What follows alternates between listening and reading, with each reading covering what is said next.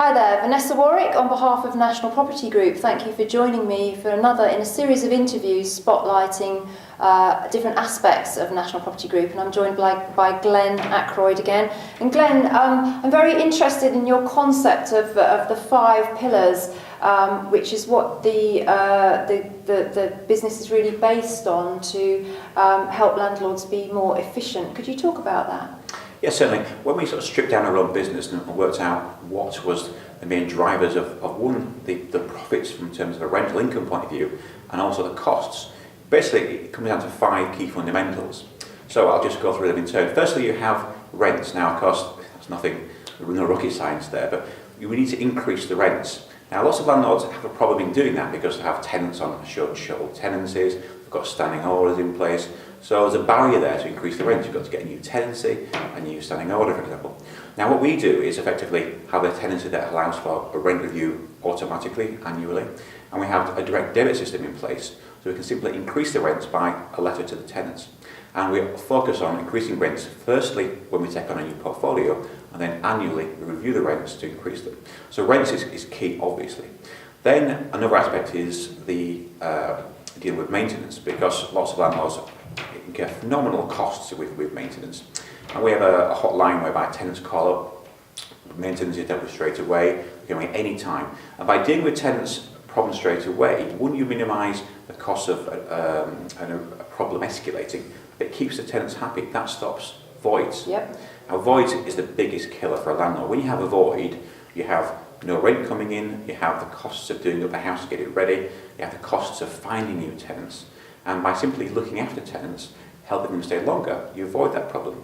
Of course, another aspect of that is finding tenants. We have a big system in place with all the major portals to find tenants very, very quickly. We have in excess of 50 applicants for each house. So that's, enables us to cherry pick the best. So you can cherry pick the best exactly, and yes. most appropriate tenant. Now, going on from that as well, we mentioned direct debits at the outset. That's how we collect our rents. So if a tenant misses rent, for example, we know often, before the tenant thinks we know, because we get told by the bank it's been cancelled. We can then chase them, we phone call, we text, we even send people around to the door to collect the money, and people can pay in the post office by payment cards if needs be. So that's how we really ensure that rents are collected. It stops problems arising in terms of arrears, because we nip it in the bud.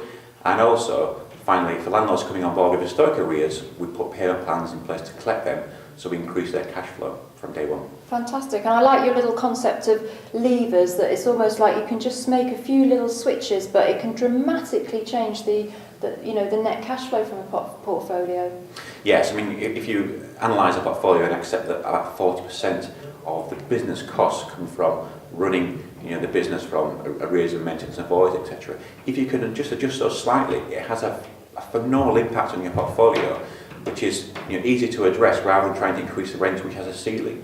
So if we can increase the rent by, say, 5% per annum, compounded over a big portfolio over a number of years, that has a massive impact, whereas lots of landlords are reluctant to do that because of those barriers we mentioned earlier. And I like your philosophy that actually by decreasing maintenance costs, that's almost the same as increasing rents, because the bottom line is that your bottom line's improved. So it's a kind of different way of looking at it. Yes, I mean, we mentioned rent to buy as one of our key areas. Rent to buy typically can save you 25% of your business costs, which is the same as a rent increase of 25%, which you can't do that with rent, but you can do it in another way as well if you think laterally.